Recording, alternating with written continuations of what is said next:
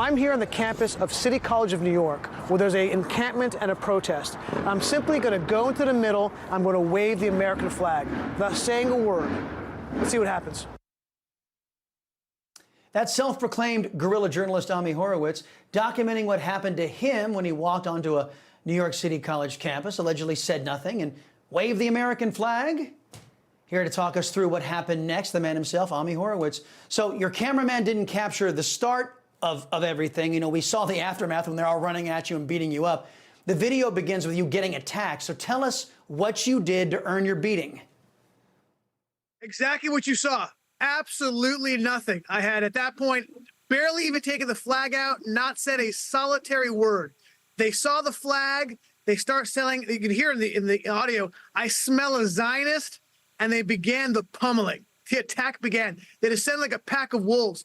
Look, Chris, the reason why I did this is because the issue about Israel isn't really a MacGuffin, right? That's a film term for you film buffs out there. It's not the real issue. The real issue is their hatred for Western values represented by the United States. Israel is in the words of Iran, Israel's the small devil, the U.S. the big devil.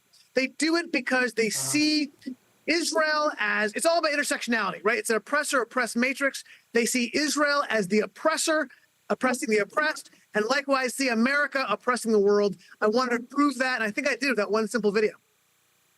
Well, if we're going to be talking about films, I remember the Beverly Hills Cop. Remember Eddie Murphy? He was an undercover cop. He got thrown out of a window. So the cops in Beverly Hills arrest him for getting thrown out of a window. At the end of all of this, the police arrested you, not the pro-Hamas mob. I'm curious, what was the charge? So it was after getting about 10 to 12 punches, hit in the throat, throw down 5 stairs, get head butted.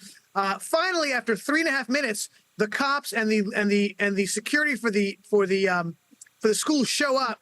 They put me in an arm lock. They dragged me out, detain me, say, look, it's our mandate to not touch them, but to get anybody who's trying to go to them. That was what they're saying. If this is coming from above, I'm assuming the mayor, the school administration. And they said if I came, they didn't arrest me at the time. They threatened me with arrest. And they said that if I came back, I would be arrested. But they detained me for agitation, even though I literally, Chris, didn't say a solitary word. Wait a minute. So wait a minute. You were threatened with arrest because you wanted to walk onto a taxpayer-funded campus and wave the American flag. The police threatened you with an arrest because you wanted to do that? Yeah, this would be bad enough, Chris, if it was on a private campus. If I did it in Columbia, it'd be bad enough, or at Harvard.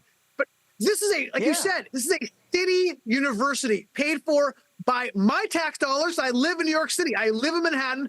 I pay tax at the city college, yet I cannot walk on campus to fly not even an Israeli flag, which again would be fine in of itself. There'd be no issue with that. There shouldn't be an issue. But to fly the American flag, the irony is so thick, Chris, it is unbelievable. So you think that these protesters, not really protesters, they're just anti-Western zealots, and they proved it by what they did to you. Yeah, it really comes down to Marxism. I know it sounds trite, but it's true. It's about this intersectional idea that if you're in the top of the economic pyramid, writ large, like the United States, they hate you. Because the only way you could have gotten to the top is by making your money off the backs of the oppressed. And if you take that to the smaller level, the atomic level, they don't like rich people because the only way you could have been rich is by oppressing people below you. And the same goes with Jews. They're all anti-Semites because they look at Jews as the top of the economic pyramid. And they say the only way Jews could have succeeded is by oppressing people below them to make their money. That's what they think, Chris. It's sick, anti-Semitic, anti-American crap. Yeah, they charged Eddie Murphy's character, Axel Foley, with disturbing the peace for getting thrown out of a window. He asked the question, what are you going to charge me with for getting thrown out of a moving car? What are you going to, you going to give me the electric chair? Ami Horowitz, really like thank you movie. very much. You love that movie. I love that movie. It was back when America was great again. Thank you, Mr. Horowitz. Appreciate that visit.